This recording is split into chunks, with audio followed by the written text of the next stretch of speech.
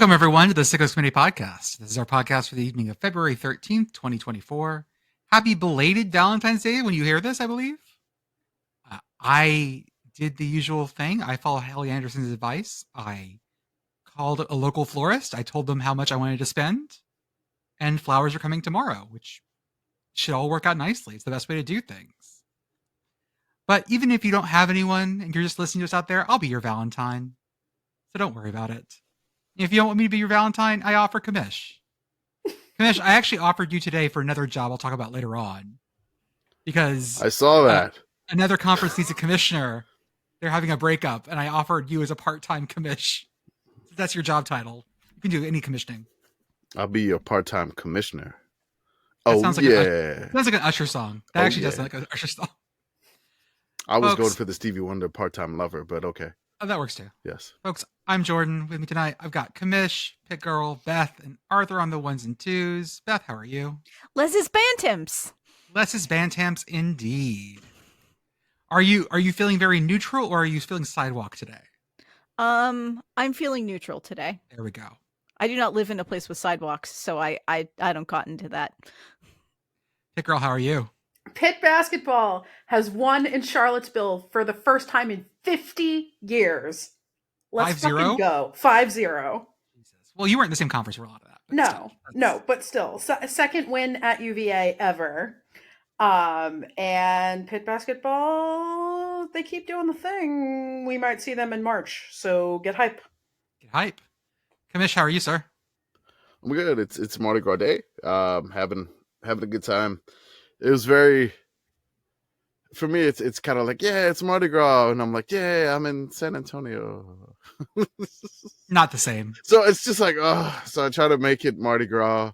You know, I play the music, I do all the things and, you know, try to celebrate. And then I stare at my work computer. I'm like, I should be off. Like, I should not have work today. I should be out on a parade route somewhere. I am not meant to be working on Mardi Gras Day. But other than that, it was pretty good. I got to, you know, celebrate with the two kids to do the little Mardi Gras thing, which he's got it's like a Ford Ranger, like Power Wheel thingy. Yeah, I've seen that. And then we put the 1-year-old next to him. And so then he would throw like beads to us. So we had a little parade. I would do that. And some of the neighbors were just like, oh, it's so cute. And I'm like, you know, that's the parade. I got my kiddos parade today. It was the only one. It rolled on my street, which is kind of turns into, I have like one of the short streets in the neighborhood that goes into a cul-de-sac that you can only get out the opposite way. Yeah. So it doesn't like end. You're like, no, you have to take a left. So I don't know. It's the I don't want to give my street name away because this is a podcast. And yeah, so it was a good time. I had some fun and got to just enjoy, I guess, just a little San Antonio Mardi Gras. Maybe I'll get them back to New Orleans soon enough to let the kiddos experience it for themselves.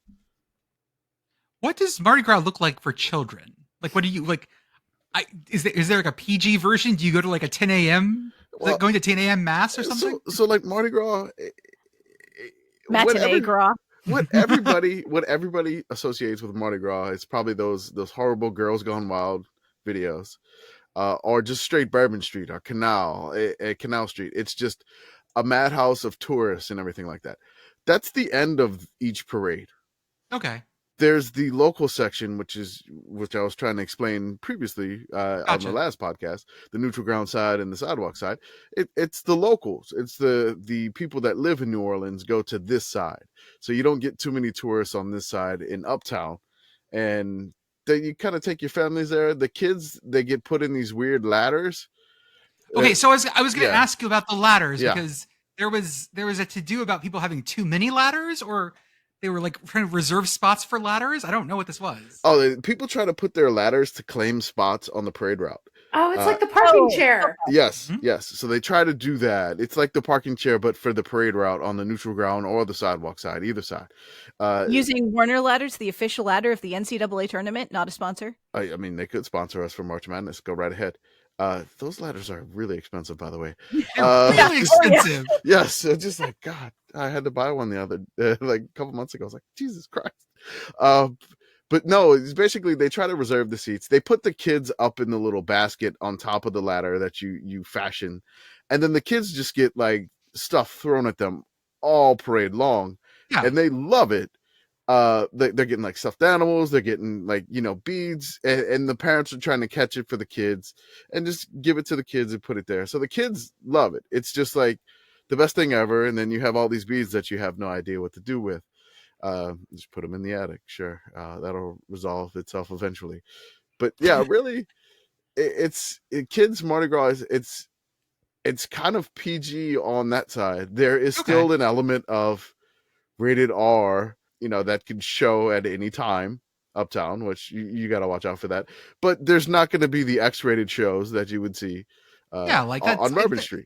That's what you figure, right? Yeah. Yeah, you got to go to ESPN for that. Yeah. I was, God, sorry about that. For the Sugar Bowl. Sending someone out to reserve a spot with a ladder reminds me of when I worked in DC.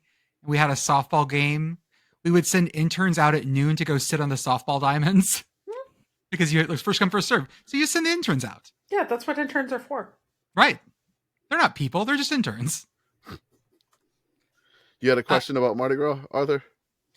Yeah. I was just kind of thinking about this and wondering, is like, if you're not Catholic, is like Mardi Gras like cultural appropriation if you do that? Because I feel like the big thing with Mardi Gras, right, is like you're having a big party because you're not gonna party for Lent, right? Like you're doing all of the fun stuff now because you're not gonna have fun.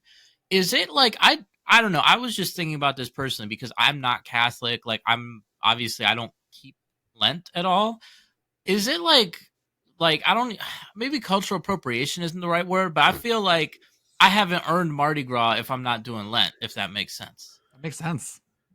I will say that I have known many people who are not Catholic who still observe things for Lent, to the point that I, living in South Central Pennsylvania, occasionally get asked what I am giving up for Lent, and my answer is always the same. I am just giving up for Lent. I'm just giving up. I'm just man, we're back to Kate Chopin's The Awakening. I'm just going to give up. I'm just going to walk into the ocean. Good Lord. No, it always comes back to Kate Chopin for some reason. I back to Arthur's question, but no, I don't think it's cultural appropriation. It's a celebration. Everybody's invited.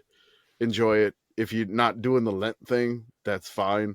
If you're not doing the can't eat meat on Fridays thing, fine. If you're not getting the ashes, whatever. Not all Catholics get the ashes. There are a lot of Catholics that just basically are Easter Christmas Catholics. Some are even less than that. Some went to all boys Catholic school in high school and feel that they have built up a credit for the rest of their lives. Some on this podcast, maybe. Yeah, I mean, sure. This for me has always felt like, I mean, there's plenty of non-Christians who are going to go out and buy Cadbury eggs, and there's lots of non-Christians who are going to celebrate Christmas and do Santa pictures, and that's totally cool. Like, I like the fact that the only big things about Christianity that we're exporting to everyone, ideally, are the fun things. Well, can we bounce off the Lent thing into something else? Absolutely. Yes. What? Can you explain to me, as a Catholic, as someone who was Catholic, is Catholic wherever you are, Commish, why are certain things like alligator considered fish for Lent? Do you know? Oh, Jesus. Okay. My God. Do we need to summon official pastor of the podcast, Jason Kirk, for this? Well, no, he's not Catholic. He's not Catholic. So he's I'm sorry. Official Catholic liaison, Ryan Nanny. Ryan Nanny. Yeah. Well, no, seriously. It would either be Ryan Nanny, probably, or my mom. So the technical term, what they try to use is land mammal, or like land animal. You can't have that. So technically, an alligator doesn't live on land. It's in the water, it's swimming, so you can do that. And it's a reptile. It's also cold-blooded, yeah. It's also cold-blooded, yes. You can have snake during Lent. Yes. Well, there you go. There you go. Apparently, beaver is also okay for Lent. That's because it's cherry-flavored. Platypus okay for Lent? They don't want to deprive the Catholics of Buc-ee's during Lent. That's Eat of my nuggets. And Eat of my nuggets. Take this and eat my nuggets. For it is my body that I've given up. Apparently, also capybaras are fine. Although I don't know if I want to eat a capybara. I don't know, man. It doesn't look appealing. It's a big guinea pig. Guinea pigs are a thing people eat sometimes. Muskrats are okay as well. Is it just because anything that's a rodent? So apparently, no. Like, Apparently, those are rodents are a game because they have fingers. Rodents. I don't know, man. But yeah, like the idea. Oh, armadillo apparently is okay as well. Well, that's all weird. of a sudden, I feel like we're starting to cut like corners here. Puffin is okay. I think there's That's like there is. What'd you say? Puffin is okay. Well, Wait. I mean, I got to go to the Falkland Islands for that one. So apparently, in the Archbishop of Rouen in the 17th century declared that monks on the northern coast of France should end the practice of eating puffins, small seabirds, during the Lenten season, saying it did not fall in line with the practice of abstinence. But after making the decision, there was an investigation into whether the small birds should be allowed during Lent. Medical doctors in Rouen argued that the biological and nutritional qualities of puffins made them more like fish than birds. I don't think. Hey, scientists of the 17th century, I don't think you got it right. Google has not provided any insight onto if platypus is okay during Lent. Australian Catholics, if you follow us, please sound off in the comments. I want to know.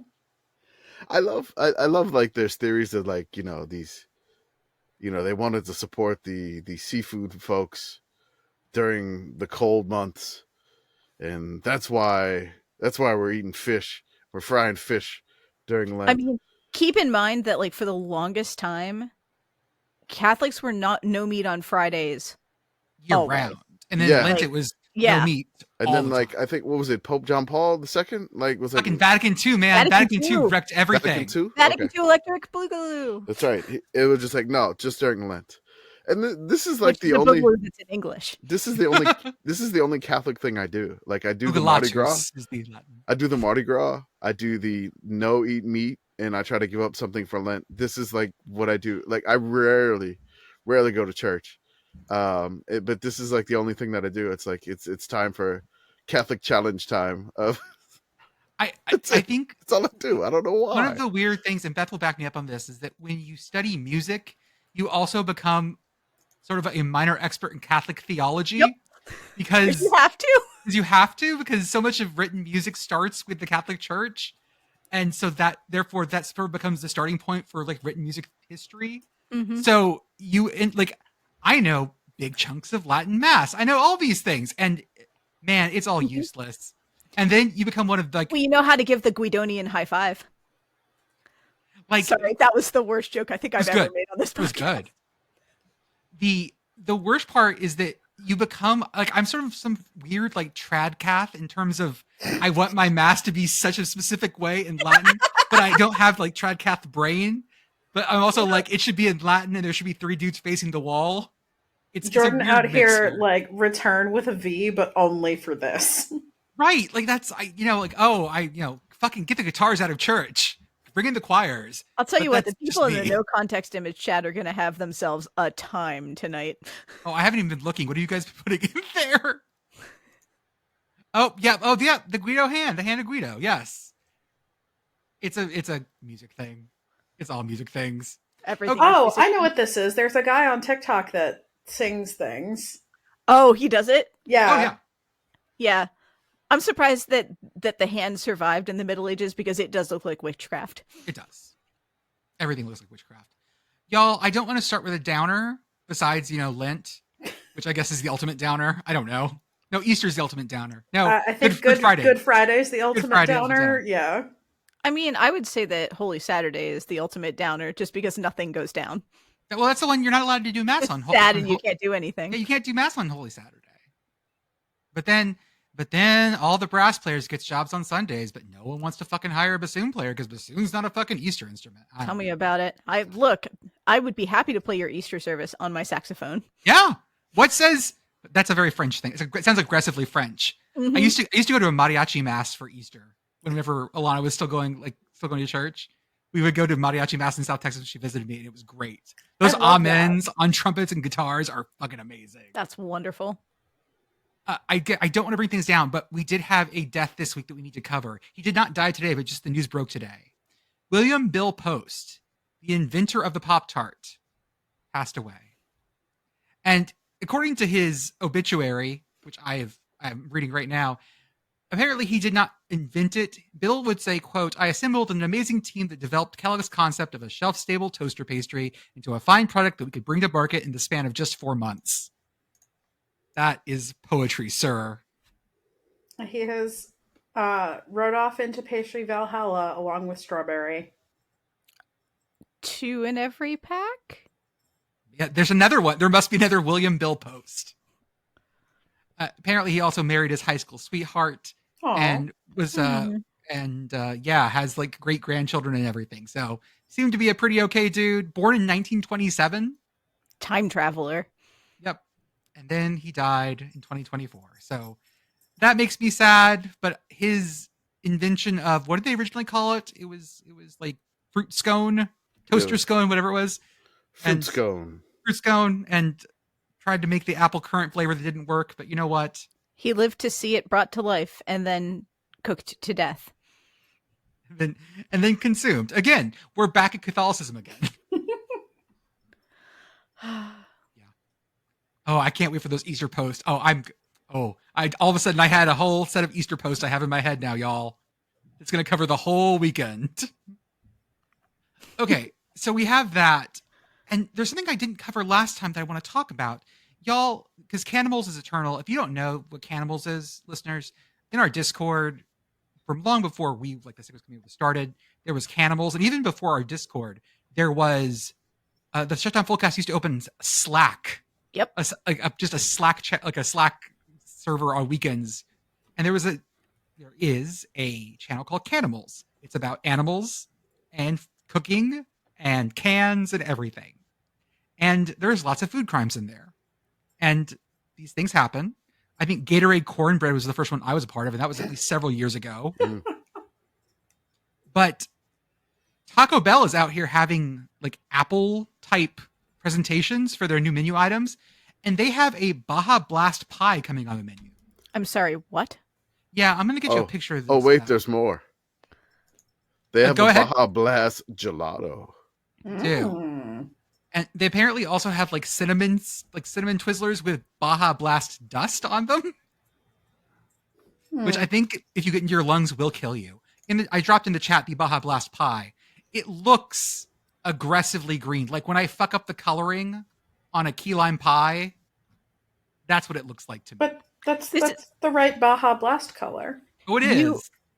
You extruded Oscar the Grouch into a pastry shell. Yes. Juice to Oscar, yes. And It's giving Rosita. Oscar's a little like leafier in green. yes. I see. I am spinnier. too old at this point. I know only the old ones. My question is, Oh my lord. Yeah, there's the Baja Blast gelato too. Apparently, Since you can't I want that. Okay, so that's the kind of food that if you eat this, you need to like write a note for yourself on your hand. Or later on, you are going to think you have undergone a terrible medical calamity. apparently the Baja Blast gelato already came out, but in a limited location in Southern California. Because they just tested it for a little bit, because I was able to find a YouTube video with, the classic YouTube caption video. I'll just leave it there. It did apparently preview at Taco Bell near UC Irvine. So Anteaters had first shot at this. Congrats, Anteaters. Yeah, when they ate it, they said Zot. They said Zot. It fucking zotted them. So you can't buy Baja Blast syrup commercially. That is a trade secret. So you have to then reduce down Baja Blast. And I'm trying to think of how much you would need to reduce, because I've reduced down things like Dr. Pepper before for syrups and cocktails and things like that. I've reduced down Mexican Coke or kosher Coke. But I don't know that I have a pan I'm willing to get rid of, because I know what's going to happen. I'm going to walk away from 3 seconds, and that moment, it's going to go from like bubbly green liquid to just smoking black char that I will never be able to clean. Oh no, I have a Baja Blast scented monster in my kitchen now. Oh, yeah. And smoking. I have cookware I'm willing to sacrifice to the cause. There we go. I got spares of everything. You know that. You have a crock pot that it's time for it to. I don't know that I'd use a crock pot for that. That's a huge sacrifice. Oh, but I've got some saucepans that like they could shuffle off this mortal coil. I just had this idea of in crock pots you can make like hot chocolate and keep it warm, and just like go pour yourself a cup of warm Baja Blast. It's cold outside. You're in for the winter. Mulled spiced Baja Blast. Now you got me thinking of Baja Blast colored chocolate covered strawberries for Valentine's Day. Oh, that like neon green. Yep. Yeah, with a little drizzle. You just dip the strawberries in it. For your Valentine, the Baja Blastentine. I feel like this is well, right now I know we're doing this on our own podcast, but I feel like this is going to be a full cast bit. Like their show will come out on Wednesday, and then we'll talk about this. Yeah, of course. It's fine. It's just I feel like they're just going to talk about the pie and why didn't they make the crust the Baja Blast crust? If one of us on this podcast, hypothetically, has never had Baja Blast, how would you describe this thing to this person? Hypothetically, I would describe it as sort of a key lime flavor. Yeah. If the person has had key lime LaCroix, it's like that, but with like so much sugar in it. Like so much. Huh. Okay. There you go. I'm going to say caffeinated Sprite, but it's a different flavored Sprite. It's got a nice artificial blue to it. Okay. Definitely there. So make a combination of, you said lime, right? They call it tropical lime. So I'm gonna say it's kind of like a combination of it's kind of like lemon lime, but it's got a different kick to it instead that gives it the blue. So maybe a little blueberry, maybe a little kiwi, probably some blue raspberry, artificial flavory. Also like 700 milligrams of caffeine. Okay. Thank you for helping this hypothetical person. They do not make decaf Baja Blast. They do make sugar-free Baja Blast though, which is nice. Well, I guess we need to talk about college football things. And the first one is, y'all, the Pac-12 has formally begun the process of separating from Commissioner George Kliavkoff. Congrats on your conscious uncoupling. I want to know what golden parachute this guy's getting. Like this is the couple that like we know you've been sleeping in separate rooms for years. We know this. Separating is such a weird term to use here. Like I feel like usually when a commissioner is no longer the commissioner of a conference, the word fired is used. Why wouldn't they just decommission the commissioner? Right. Like he's a battleship. Why can't you have a commission? Like a nuclear warhead. the USS Kliavkoff has been decommissioned. And it will now sit in the San Diego harbor. Yeah, like we've been storing our spent commissioners in North Dakota for years. We simply put him in a large concrete tomb and then bury him under Yucca Mountain in Nevada. Yeah, there is nothing of value here. Turn back. This was not a sacred place. Someday he'll be inert. In several thousands of years, that's fine. What is the half-life of a Pac-12 commissioner? Not as long as you think, apparently. This is so bizarre because, yeah, of course you're going to fucking begin separating from him. He doesn't have a conference anymore. He ran this thing into the ground. That he was still getting paid blows my mind. Like, we are 5 people who, make somewhere between 0 and not a whole lot of money total. And this fucker is being paid to do his job badly and continue to do so. As always, we're available. You can have all 5 of us and it will still cost less than him. Yes, true, definitely. We will 5 people doing the job of 1. It's fine. We're like Voltron. Can we be I'll form the head. Can we be just like the Pac-2 commissioner? There we go. I'll form the head. I'm a leg. This feels right. Yeah, no, that's good. I started watching. My kid was like, we should watch Power Rangers because he heard it at school. And I was like, well, let's watch. God damn it. Uh, I was like, well, let's watch the original Power Rangers. And y'all, I can't even watch it. It's so bad. It's so cheesy. Like, it pains me. I'm truly surprised that your kid heard about Power Rangers at school. How did that happen? Because they're still showing, like, there's still new episodes. Oh. Yeah. There's like, it's like season 30 at this point. Oh. Yeah. Holy How crap. much does it throw you off that the Yellow Ranger is clearly a dude? Now that I know it, and I see it, it's very clear. As a kid, I did not know. Cannot unsee that. No, once you see it, you cannot unsee the fact that the Yellow Ranger definitely is a guy. Because he doesn't have the cute little skirt. R.I.P. Thoi Trang. Yeah. So, backing up, besides our Voltron here, the Pac-12 is going to exist how next year exactly? Has that been clear? Because I like to think of it more as like an autonomous, self-governing collective. this is the autonomous oblast of the Pac-12. Mm. Because they're parking all their other sports in the West Coast Conference. Our first utopian conference. Except for baseball, I think. Oregon State is going to be independent in baseball. Washington State will be still in the WCC. Okay. But that's because Oregon State has like a big baseball history. Oregon State's good at baseball. Has got a really good baseball team. I think they have a national title or two. They're going to cobble together a schedule of that makes sense. Yeah. But in the football, they have this sort of like agreement with the Mountain West, plus some of the Big Ten West Coast schools that they'll be playing, which again is funny. Yeah, this is weird. You're making me make the scrunch face again. Well, I so thought I was free of conference realignment scrunch face. Well, let me help you with this, because more news came out today about the Pac-12 saying that they're just going to keep their old bowl tie-ins for the next year at least. So wait, no, our thing about like the two Oregon State and Washington State having to fulfill every bowl tie-in, that's happening. I've never been more excited. No, I wish. No, they're going to, like, all of the schools that are leaving are just going to keep the old tie-ins for next year. What the fuck? No. Right. So a school that used to be in the Pac-12 is still going to have a spot in the Alamo Bowl. Oh, I can't wait for this to like create an accidental conference game.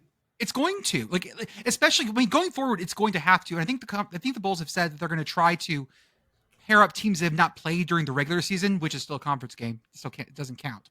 But yeah, they announced today that they're just going to hold the old tie-ins. So the Sun Bowl is still going to have a former Pac-12 team in it.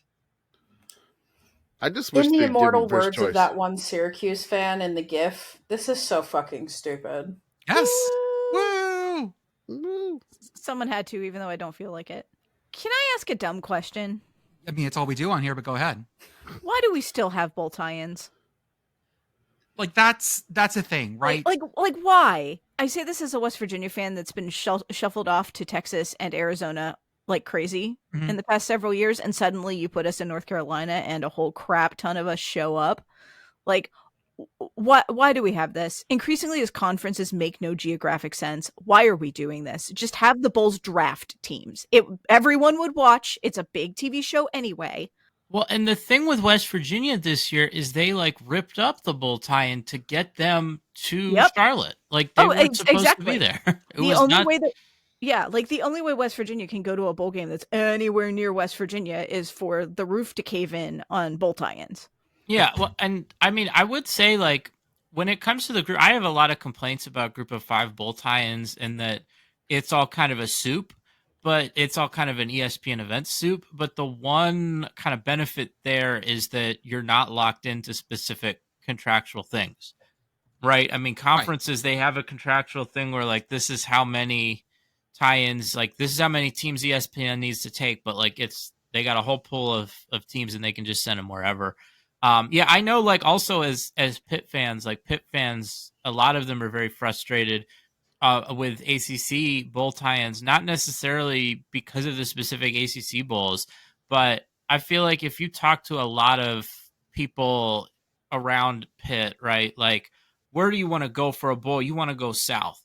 And the problem is for all of the bowls that are like south and easy to get to, there are closer ACC teams and ACC fan bases. So like Pitt Right. will never, like Pitt's never going to get picked for like the Mayo Bowl or the Gator Bowl or the one in Orlando that's not the Citrus Bowl, the other one. Yeah. Like they're just never going to get there because there's always going to be in like a more attractive, closer ACC fan base. So like that's why Pitt's always playing either in well, when Pitt makes a bowl game, it's always stuff like the Pinstripe Bowl or stuff that's not in a warm area, or it's something that's out Or west, or like Sun the Bowl. Sun You get Bowl into or Sun the Bowl. Holiday, Yeah, or something we like get that, banished where to El it's Paso. Yeah. yeah. I mean, like it's just like, you know, I don't know if getting rid of bowl tie-ins would fix that because Pitt would still be further from where I think a lot of Pitt fans want to go for bowl games than a lot of other college football teams, but it's you could I always go feel to like Birmingham. with these games that like No, now especially not More again. now that they don't have traditional matchups for any of these like actual like what are now going to be playoff games, right? Like the Rose Bowl, the Sugar Bowl, like all these games aren't going to have their traditional tie-ins. Like the games even further below them, like man, like I feel like those tie-ins matter even less.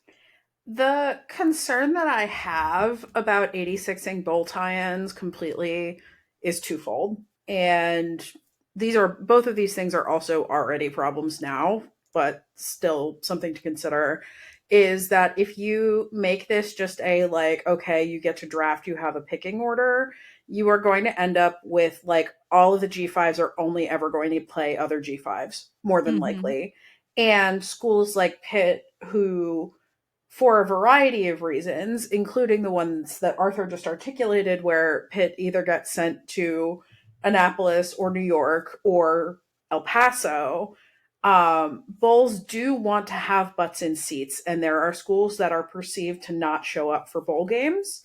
And even if the team is deserving, they will drop in the draft order because the bowl isn't going to think that they're going to sell enough tickets. And that like sort of further devalues bowl season if you're the kind of person who like looks at bowl season in that way, which like to some degree I am. But not like the old heads who are like, back in my day, there were only 10 teams who went to a bowl game and it meant something. I would honestly, I would prefer to watch my cat pull the team names out of a bucket to determine who is playing who than the current mechanism that we have. Yeah, fair. The TV show is definitely way too long. ESPN, stop doing this. The bowls, by the way, that have the Pac-12 affiliations are, of course, Alamo, Vegas, Holiday, Sun, LA, and Independence. So once we get those, this is going to be an issue for the next 2 years, it looks like.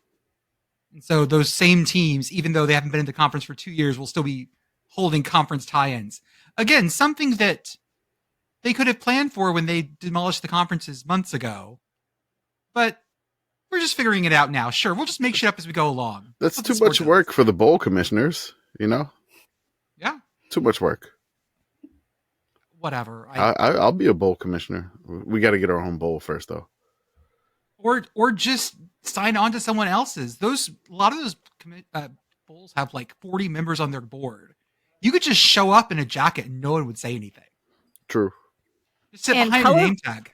Colorful blazers are usually available for reasonable prices at Goodwill. So I'm done. I have one that I call the Rage Jacket in my closet.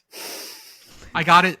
I picked it up at Goodwill on the way to my bachelor party. It's like fake tweed, and it reeks of lots of things. Montreal mostly, but I wear it whenever I'm gonna get turned. You guys have never seen it. I need to bring it out at some point. You were able to get it back into the country? I bought it in Boston, then drove to Montreal. Oh, okay. There is also more Pac-12 news. We are so Pac-12 heavy today, guys. Aren't you excited? They did. UCLA did hire a head coach. You mean Big Ten? Yeah, sorry, Big Ten. You're right. Right. It's not going to get any better, guys. Nope. They hired Deshaun Foster, who was their running backs coach. He was a former star at the school. He went to high school in Orange County. He's a local. Yeah. Oh, cool. And so that's cool. I want to show you. He went to Tustin High School, which is one of my wife's rival high schools. Oh. Okay. And they're the Tustin Tillers. Great mascot, right? Mhm. I'm going to drop their logo in the chat and see if you recognize this logo. It's a little hard to recognize. You might recognize it though. It's just Texas Tech. It's just Texas Tech. It's Same not even colors. it's not even color swapped. Nope, not even color swapped. It's just the same thing. I will I drop, love it when however, the colleges do that. their actual like drawn mascot of the Tiller. He looks awesome. Looks like a buff dude. I love him. See, that has very Texas A&M energy. It does. And yet also big Nebraska energy. Mhm. Yep. So yeah, so they hired Deshaun Foster, and this is something apparently everyone like in the program is very excited about. The kids, I say kids again, these are all people in their like 20s. They all seem very excited about it too. I'm looking forward to this. This is, I don't know, this feels like a want to just keep going with it higher. And if you're UCLA, maybe that's what you want to do. I will say that there was some like message board posts along with the RCFB posts that were very, very negative about it. But you know, it seems like the kids, as you said, the players were really hyped, and they basically mobbed him as soon as he was announced with the coach, as the coach. I'm sorry, not with the coach, announced as the coach. Take two. But yeah, they mobbed him. It was a good scene. All the players seemed hyped for him to take over the head coaching job.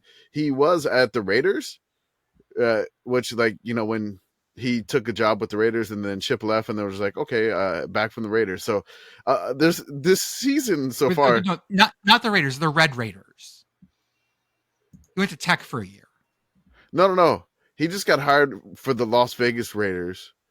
And then like this. UCLA coaching. I didn't realize that. Yes. I didn't realize he was already out of there. Yeah, he was. Okay. He just left like a couple of weeks ago. So like hey, I got a new job 3 weeks ago. Oh, now I got another new job.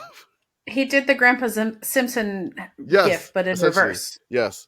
So Oh, I hope he did the Bill O'Brien. he did he the did Bill O'Brien thing. He did he did all this stuff. It's great. The Bobby All Petrino. I can think about is how much I hope he hadn't moved. Oh yeah, just have to haul all your shit. I mean, back. Vegas to LA is not too hard. I think maybe he could have commuted. I have no idea, but who knows? But good luck to him. I mean, I don't know what's it going to be like head coach wise, but I mean, good luck. I feel like, oh God, I'm going to say it. I feel like the carousel has finally calmed down, guys. Oh my God. Jordan, I feel you don't get to say this. I feel like it's all just calmed down. You know, it's funny. Like, so since Harvard hired a coach from Rutgers, they had to like promote like coaches to be, you know, like the new tight ends coach and everything like that. And I'm like, okay, you're saying that the carousel is stopping, but this is Tuesday. Do you think we're gonna get a new coach by the time the episode drops on Thursday, or something else happens? Because I mean, that's always the most fun, right? Yeah, is everything filled now? I mean, is it? Yes. Okay. All the head jobs are filled. Okay. Until someone does something dumb by the middle of next week, and then suddenly there's a new job available. Okay. Well, I mean, Alabama has a new offensive coordinator, so we know. Okay, but that's fun too, because it's fucking Nick Sheridan. Yeah. Michigan quarterback. I think he started for like 4 games back in the day at Michigan. He was a walk-on in Michigan, but he's been around a bunch of places. He was at Indiana with that group, like the good Indiana group that all moved to Washington with Kalen DeBoer. And then he was at Washington as tight ends coach the last 2 seasons. And now he's going to OC at Alabama, because what happened to the Washington OC that was supposed to be OC at Alabama? Yeah, he got hired to be the OC of the Seattle Seahawks. That's right. Yeah. I hope he hadn't moved. Shout out to UW commenter, UW commenter, who actually took a picture with him and the new Seahawks coach. They were just having drinks at a bar, and then in walks in the Alabama OC. That's right. That was the news. We got the news. It was like late, and I'm up, and I'm reading my book about the Falkland Islands War, and I put it down after I read a couple of pages and check Twitter. I'm like, oh, okay, is this real? Like, is this the Alabama like OC actually going? And then so UW commenter was just like, yeah, it's totally.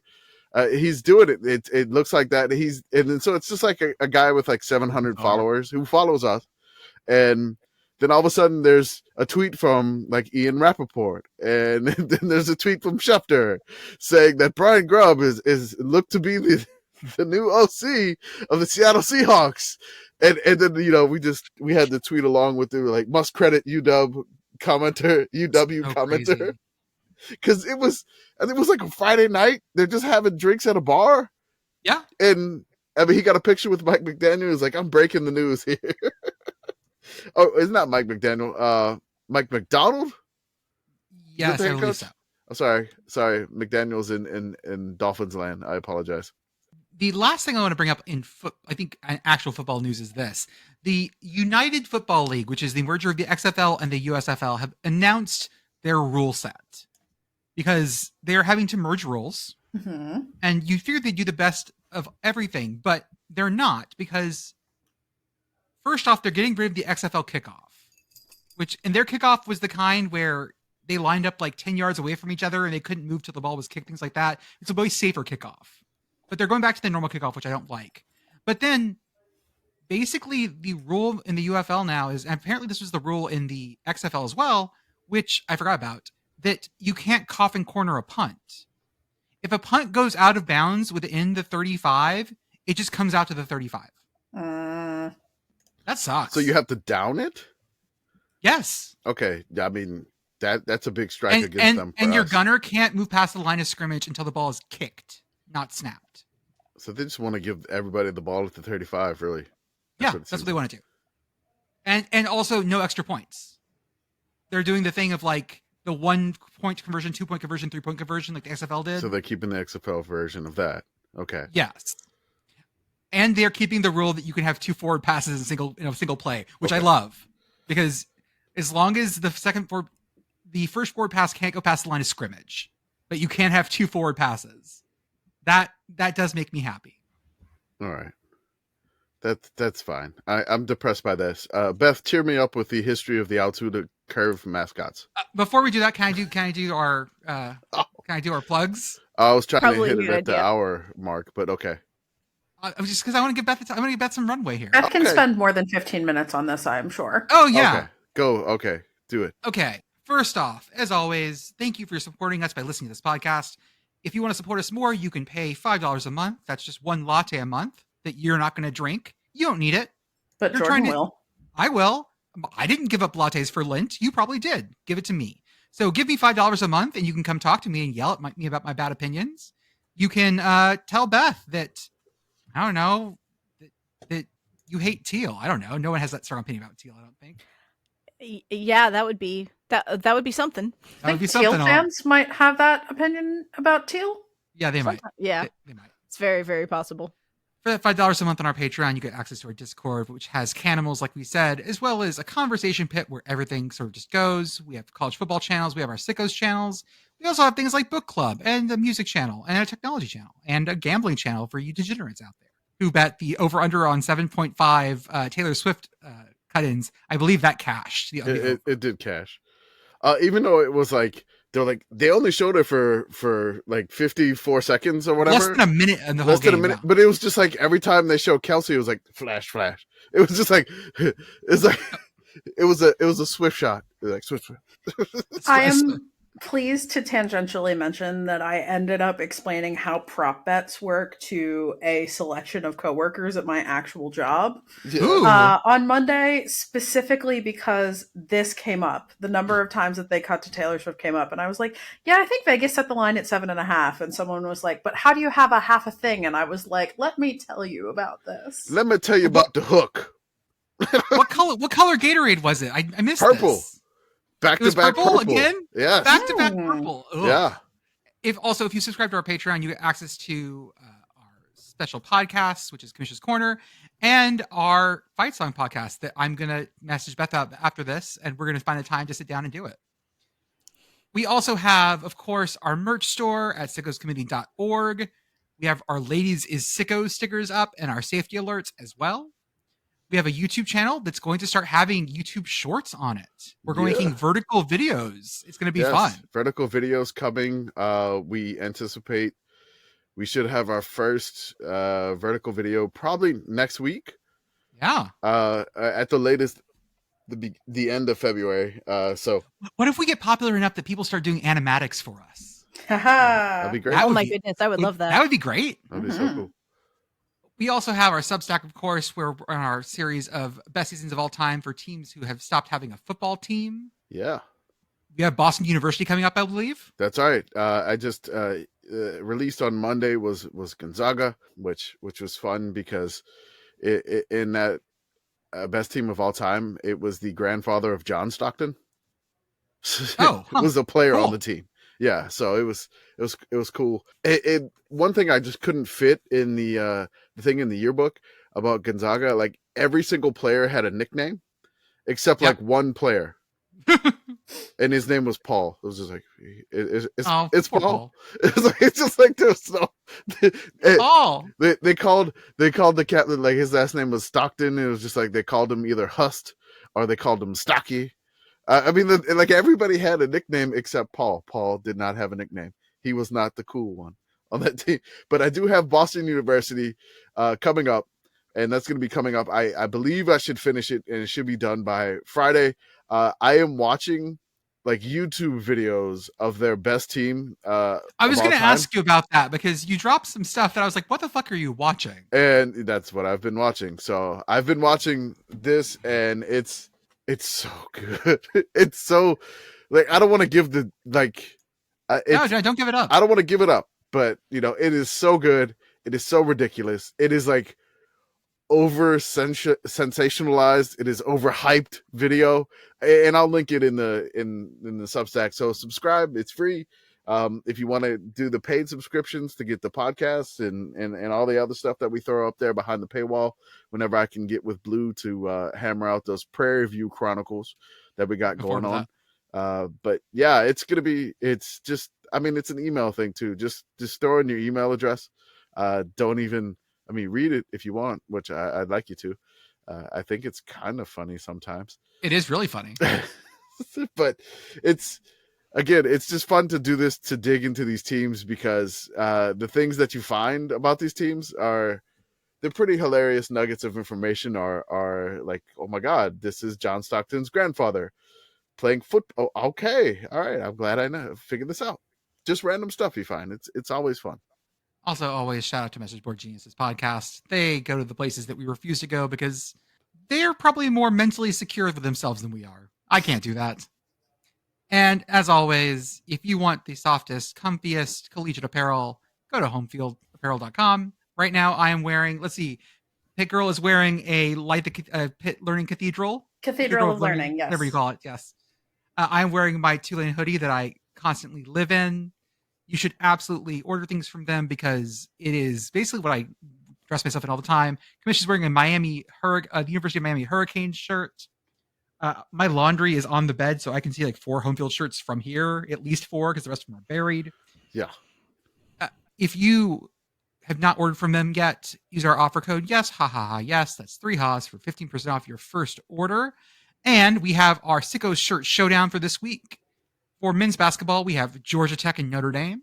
For women's basketball, we have UCLA and Oregon State. And because it is Idaho State week, we have the King Spud shirt. Yeah, King Spud. Which is great. It's the Idaho State and Idaho men and women play this weekend. And it's just basically it's the battle for the King Spud. It's the games for that. And it's a series of basically a bunch of sports. So it's an awesome shirt. It's a great looking trophy. We already got the weight of it. What was it, like 15.4 pounds, I believe? Yeah, something like that. Yeah, I believe we have the weight of that. And yeah, I wish they would have played it today so we could have made a king cake with King Spud in it. King Spud cake.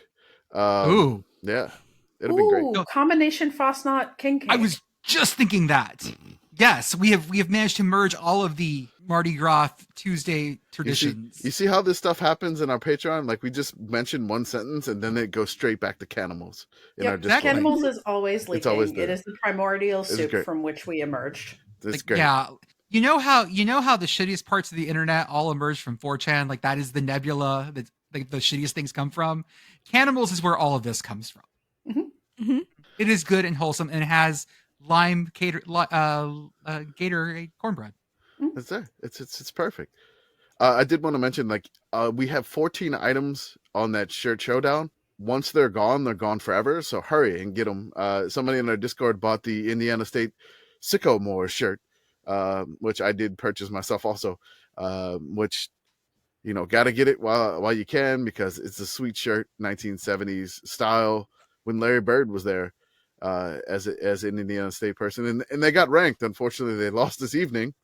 No, But that's what all good ranked teams do. Right. Once you're Yeah, ranked, Virginia lost you today have to too. lose. Yeah.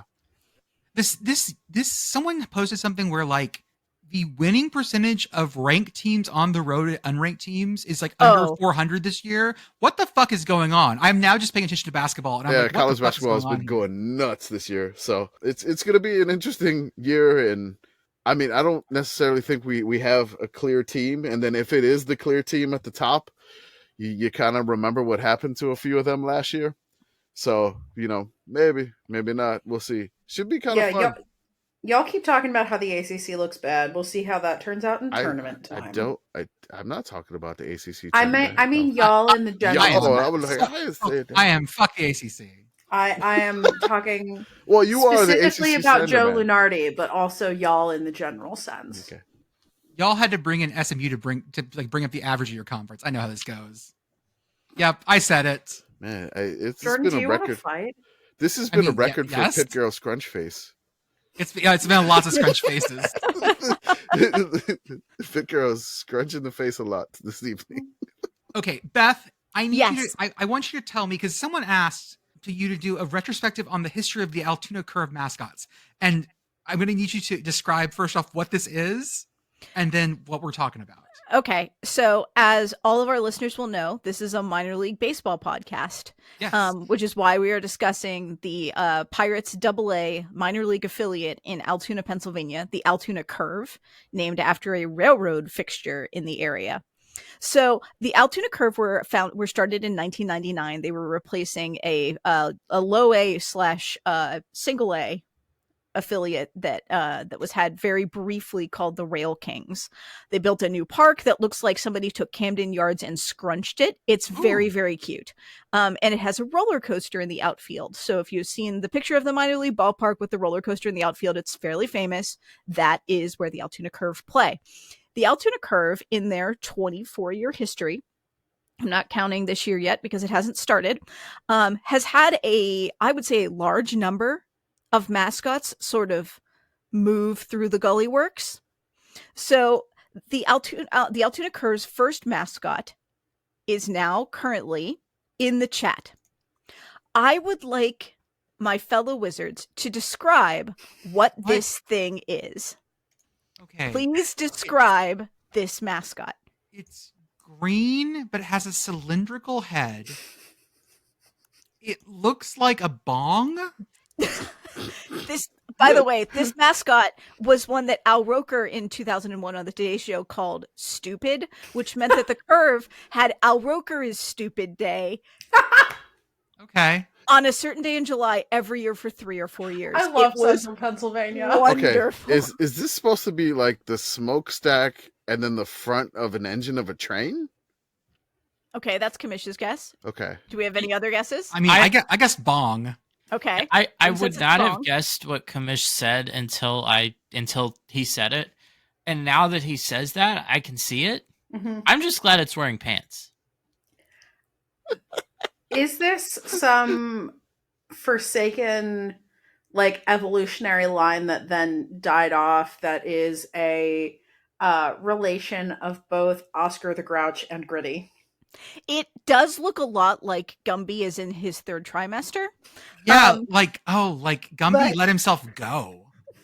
But like before we start body shaming 80s claymation, that is Steamer, the first of the Altoona Curve's mascot. Okay, so Commish was right then. Commish, you are correct. Okay. That is the boiler, smokestack, and front plate of specifically the K4 locomotive, which was manufactured at the Sam Ray shops in Hollidaysburg, Pennsylvania. Okay. So that is Steamer, who Al Roker called Stupid. Steamer was not alone for very long. A lot now. If you go to the minor league baseball pages, they will tell you that there's another mascot that follows this, they are wrong. They're actually missing a couple of mascots, and I had to go Facebook diving to find them. Okay. So the very first friend that Steamer ever had, I will post over here. Oh, you found the K4. That's cool. I was trying to see if it actually looked similar. And yeah, if you squint real hard. You turn your head to the side, and yeah. So this... Okay, That's a Serta sheep. That's lamb chop. That is specifically a Serta sheep. You can tell because of the numbers. Yeah, exactly. So Serta did a cross promotion with the Curve where they put this poor mascot who was usually a junior high child out in the outfield with a tiny door in right center. And if someone hit a home run, this mascot came running out and sort of like danced around in a circle 2 or 3 times and then ran back into the outfield fence. Go back into your holes, sheep. Yep. That's how you should treat junior high kids, by the way. That's how you teach them. I have only encountered the sheep mascot a few times in my life, and I can tell you the amount of weed that this thing smelled like. You put a junior high or a high school kid out in the outfield in a little box where no one could see them. Just open the door and a giant plume of smoke comes out. Pretty much. So the sheep was not terrifically long-lived, and the sheep's name is simply the sheep. Okay. The sheep was extremely dank, though. Oh, yeah. The fucking dankest sheep. Just so dank. So while the sheep was still kind of doing his thing, the Altoona Curve decided to add a second mascot. And the mascot that they added, and this was a full-time mascot, not a specialty. Not a weed prison like the sheep, was this creature. Okay, it's a dog. So Steamer has K4 on the side of his jersey. Yeah. This dog has K9. Yeah. This is Diesel Dog. Okay. Diesel Dog was not particularly creative, and Diesel Dog did not. Diesel Dog lasted 12 years. He was debuted in 2003. He lasted until 2015. Oh, you found a picture of them being buds. Yeah. And the thing about Diesel Dog is that I swear they kept losing the mascot costume because he looks slightly different almost every year. Wait, is that a comic of Al Roker fighting the fucking Steamer? Yes, it is. I'm so glad you just found that. I was looking for it. I couldn't find it. Look, I found it, and I signed up for a 7-day free trial to the Altoona paper. Just to post this in the chat.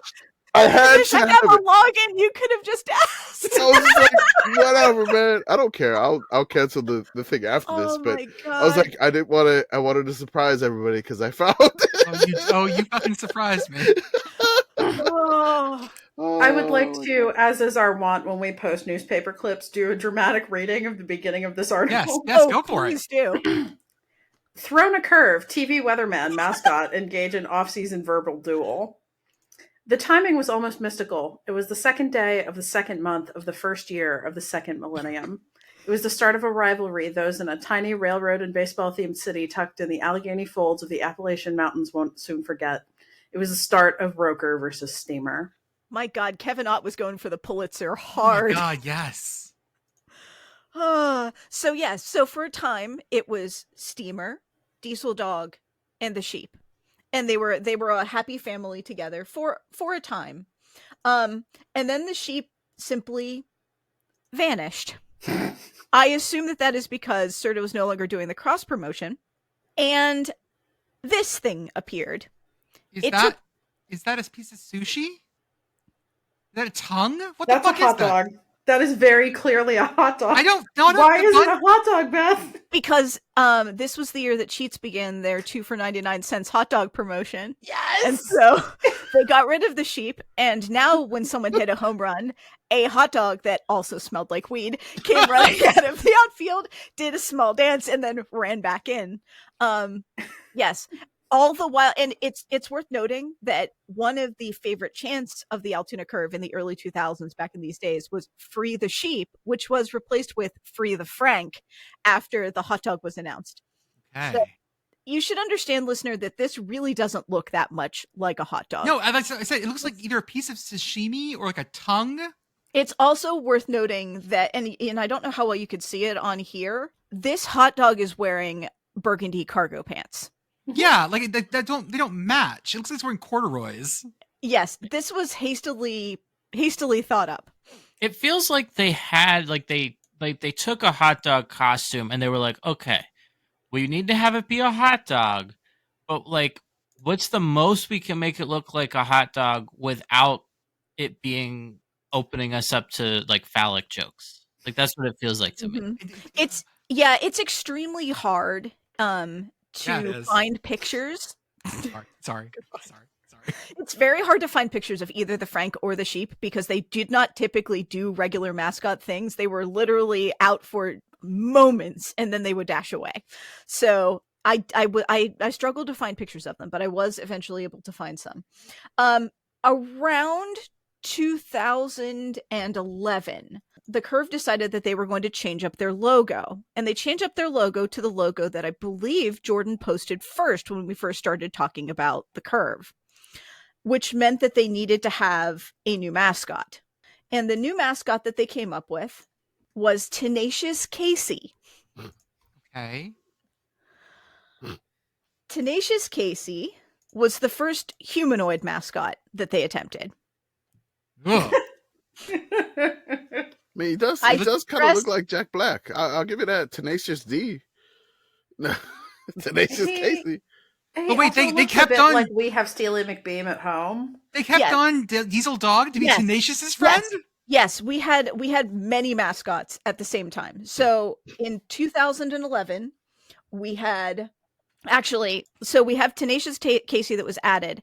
It's worth noting that just before Tenacious Casey was added, Altoona added in their most famous mascot in 2009 to replace the sheep and the Frank. And this particular mascot is Altoona. Looks like this. I've seen this. This is the one you had like a student that you taught to be Altoona, right? Oh yes. I've taught a few Altoona. It is actually, so listeners, it's a fish. It's actually it's actually like a fake tuna. It looks very much like a goldfish. I love this like so much. The snack that smiles back, goldfish. Yes. And it's worth noting that Altoona serves the same purpose as the sheep and the Frank before him. Altoona still holds this job. The chant is no longer free the Frank, it is now free the fish. Okay. Does Altoona still smell like weed? I've never been close enough to the Altoona costume. Now that I am older, I keep my distance from such tomfoolery and shenanigans. Okay. Oh my god! I found a multiverse of madness. I found Steamer, Tenacious, and Altoona in the same picture. Yep. So, and there was a time where Steamer, Altoona, Tenacious Casey, and Diesel Dog all reigned together. How many fucking mascots do you need, y'all? More. I do love that the Curve somehow have acquired the same number as mascots as like an entire Japanese prefecture. Yes. But as all good things have to come to an end. And so the mascot retirements began to be a thing in 2014 when Tenacious Casey announced his retirement. They send him upstate? Did he go to the farm? No, he's got that railroad pension. He's good. Oh, yeah. Yeah, he's fine. He's fine. And he has the pass that lets you ride anywhere in the country for free. Oh, yeah. The American version of Eurail, just an extremely shitty version. Yep. And so like, and Tenacious Casey was only around for 3 years. He was not beloved, but the next year when Steamer announced he would be retiring, there was panic and pandemonium. And then the Curve decided, as a balm to our soul, to give us a little bit of lore. Jordan, I would like you to click on the link that I just put down there. Yeah. And give us the story of the Curve's now current main mascot. This is about Loco. Yes. The article is The Myth of the Golden Locotomy. Way back in the 1840s, when the construction of the Horseshoe Curve had just begun, engineer J. Edgar Thompson enlisted the help of a golden locotomy. These creatures were native to the Allegheny Mountains. Their golden yellow fur helped them to camouflage into the mountains during the fall, where they were known to hibernate. They were agile, fast, and loved to eat, as seen by their portly bellies. Body shaming yet again. Thompson used the golden locomotive to boost morale and help create a fun, high-energy atmosphere for the workers on the Horseshoe Curve. Oh yeah, I absolutely bet so. fucking company script and the golden locomotive. They were so good at putting smiles on the workers' faces, they started to call them Loco, short for locomotive and Locotomy. One day during his farewell tour, Steamer was making his way around the curve. It was crossover. When he heard of rustling in the trees and stopped to check it out. He spotted a bright, multicolored sprout of fur standing out from a row of bushes. Steamer slowly crept up to get a closer look at what was under the colorful sprout. Just as Steamer got an arm's length away, the creature jumped and stared Steamer right in the face. Steamer, being the courageous locomotive that he is, didn't back down. Although Steamer couldn't talk, he and this new species were able to communicate with each other. After examining the creature, Steamer knew right away that he had to be the golden Locotomy. The signature golden fur, the portly belly, and the horseshoe birthmark on its right, he's a cutie mark. There was no doubt in Steamer's mind what the creature was. Steamer knew right away what a find this was. He and everybody in the railroad community through the golden Locotomy had been nothing more than a thought that the golden Locotomy had been nothing more than a myth. Steamer communicated with the creature and knew what he had to do. He rushed his new fuzzy friend to the People's Natural Gas Field to show his good friends, the Loznak family, what he had discovered. It's actually Lozniak. Don't ask me Lozniak. how or It's why. fine. I know it's not how it's spelled. Fine. The minute the Lozniaks saw this crazy creature, they knew there was only one thing to do: eat him. They immediately called David Raymond, the mascot doctor, and hired him to examine the specimen. Oh God, they're gonna fucking They fed him the hot dog mascot. Jesus Christ! They're about to ET this shit. Yep. After mere minutes of seeing the creature, Dr. Dave was convinced that Steamer had found an actual golden Locotomy. Once the Curve ownership heard this creature was indeed a Locotomy, they knew he was the only replacement for Steamer as the new mascot of the Altoona Curve. The Curve agreed that this creature had to be named, and after much deliberation, the appropriate name was given to the critter was Loco. Loco was crazy and unpredictable. Ownership came to the conclusion he shouldn't be known by a number, but just by a symbol, a question mark. The question mark symbolizes his crazy, unpredictable acts. The mark also reflects on his past, when the Locotomy were thought just as myths or creatures from a bedtime story. Steamer agreed to stay on for the remainder of the 2015 season to teach Loco everything he needed to know about being the greatest mascot in all of minor league baseball. That's lore. Yep. That's like tons of lore for a fucking what's it fuzzy thing. So I bet somebody that was in the sheep costume smelling like weed wrote that whole thing. Just a giant bong rip, and then you're around the curve. Huge puff of smoke just drifting out of smoke. It's a golden Locotomy. Oh, he fever before. Oh, this is so good. Oh, there's probably a strain of weed named this. So Loco was on the cover of Sports Illustrated, which I have posted. Why does he look like that? Because that was during the pandemic, and they were talking about how much minor league baseball was struggling, and for whatever reason, they chose the Curve. He's so sad. Oh, this looks like he's gonna be it looks like he lost his home. Around this time, so in 2015, the Curve also decided that adding one new mascot wasn't enough. They needed to capitalize on the trend in baseball of having racing mascots. Oh. And so they added on these crazy things. These are the Mama Rendazzo's meatballs. This is Maria, Marco, and Giuseppe. That's like almost racistly Italian. Is this in any way like tangentially related to Del Grosso's? Because I was fully expecting pasta jars until you told me that it was meatballs. I believe Mama Rendazzo's makes their own sauce. I'm going to go out and say that they probably do, because I know if I say that it's Del Grosso sauce and it's not, I won't live to see tomorrow. So, yes, Del Grosso sauce also famously from here, which means if you're keeping track, in 2015, the Curve had the sheep. No, I'm sorry. Altoona running around in the outfield, Diesel Dog, Steamer, the Golden Locotomy, and 3 meatballs. They had 7 mascots. That's too much. 2 of whom retired at the end of that season. Okay. And you would think that anyone would be done by now. You would think that there's absolutely no way that you would ever continue past this, except you would be wrong. In 2017, they discovered a second Golden Locotomy. Oh, it's an inflatable mascot. I love the inflatable ones. This is Loco's little brother. His name is Trax, with an X. Oh, Yeah, he's extreme. He has, and I quote from Minor League Baseball's website, the sickest and most off-the-wall dance moves. Oh, yep. Did they find him in 1997?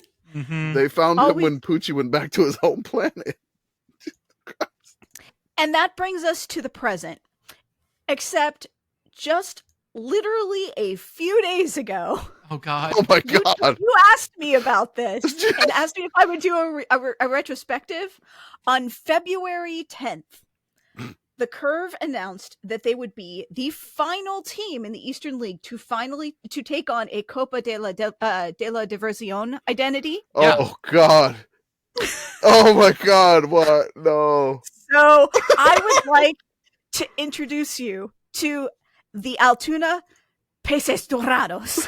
Okay, I love that. I love that logo. It's amazing. Oh God. It is, friends, it is a sugar skull of Altoona holding a bat like he's about to murder you with it. Dawn It's of the great. Dead.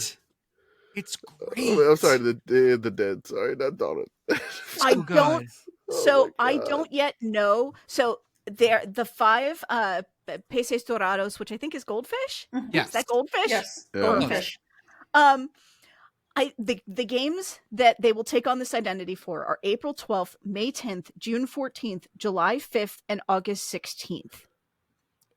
And I am so hopeful that Altoona will take on a brand new aspect for these games, but I do not yet know. So that is our breaking news today.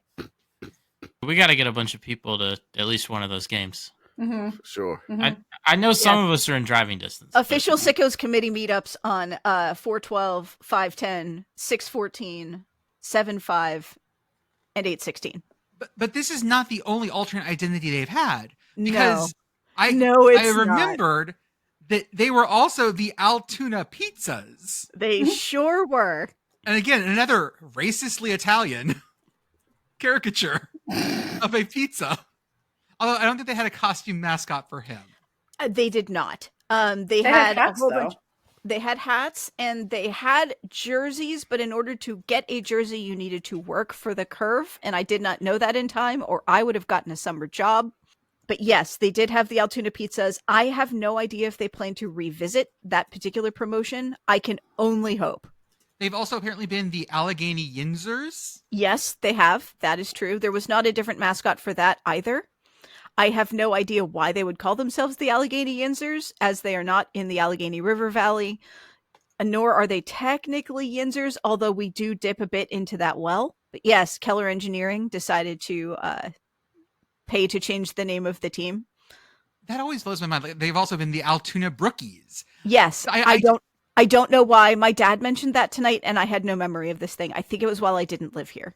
So what I'm hearing is that we have an opportunity Oh, they could be the Altoona or a Sickos price. this fast. They could be the Altoona Sickos Committee.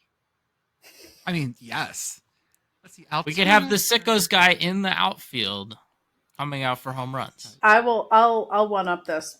If we raise enough money, we can have the Altoona Sickos Committee and the Harrisburg Sickos CBB. There Oh we my go. lord, that would be so good for the Senators games. Yes. Mhm.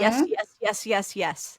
Anyway, I would like to formally move to make the Altoona Curve the official minor league baseball club of this podcast. Well, considering we have Pirates fans like throughout this podcast, I feel like that's only appropriate. I mean, yeah. I do feel like I owe some loyalty to my like theoretical hometown minor league team, which entertainingly occasionally takes on the alternative mascot of the Mayflies, which is very, very funny, both because the Senators play on City Island and because everywhere along the lower Susquehanna is notorious for mayflies so thick that they just like cover, they turn the lights on the bridges off because it's disgusting Oh, otherwise gross. during Oh, mayfly fucking season. Gross. Yeah. Oh.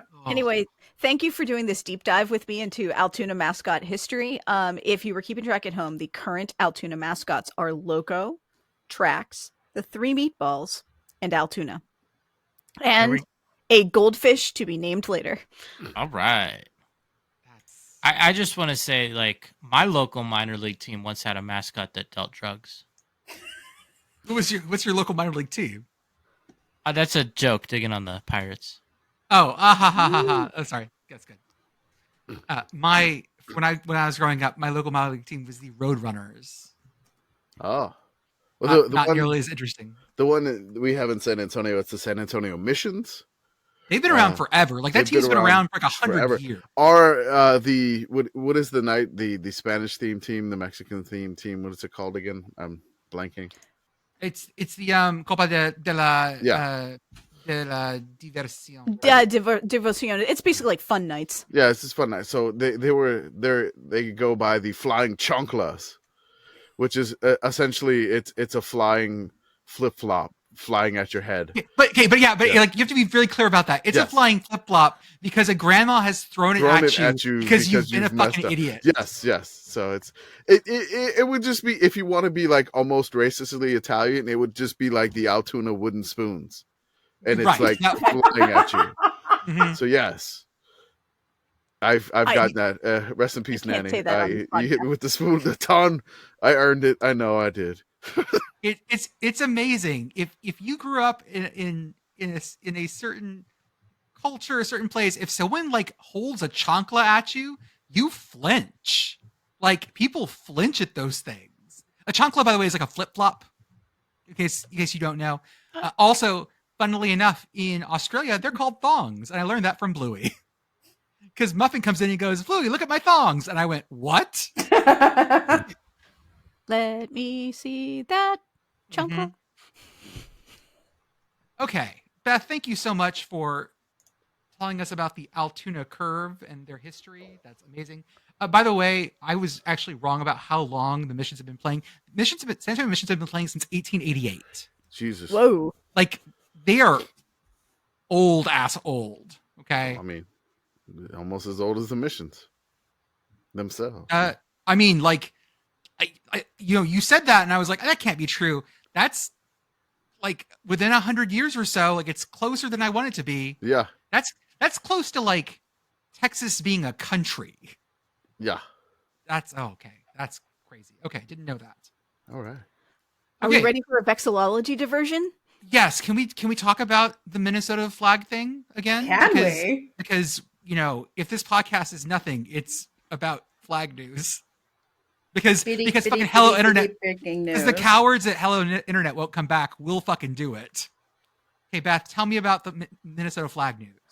So the flags that did not make the cut to become the new Minnesota state flag, which I would argue is all of them, because the committee decided to that no rules mattered and started freelancing all over everything. They've been released into the public domain. One of the most beautiful sets of words I've ever heard. Which means anyone can use them. And the first group to hop up and use them was the St. Paul Public Library, which has announced a limited run of new library cards. And I have posted a picture of said library card. It's the laser loon. It's the laser loon. So I have good news and bad news for you. Yeah. If you want one of these library cards, you need to live in Minneapolis, St. Paul in order to get them. However, the library has opened up a store where they will be selling this logo on shirts and tote bags and stickers until they run out of supplies, which, knowing the internet, has probably already happened. I mean, it's public domain. I can make this for us. You sure can. But not only can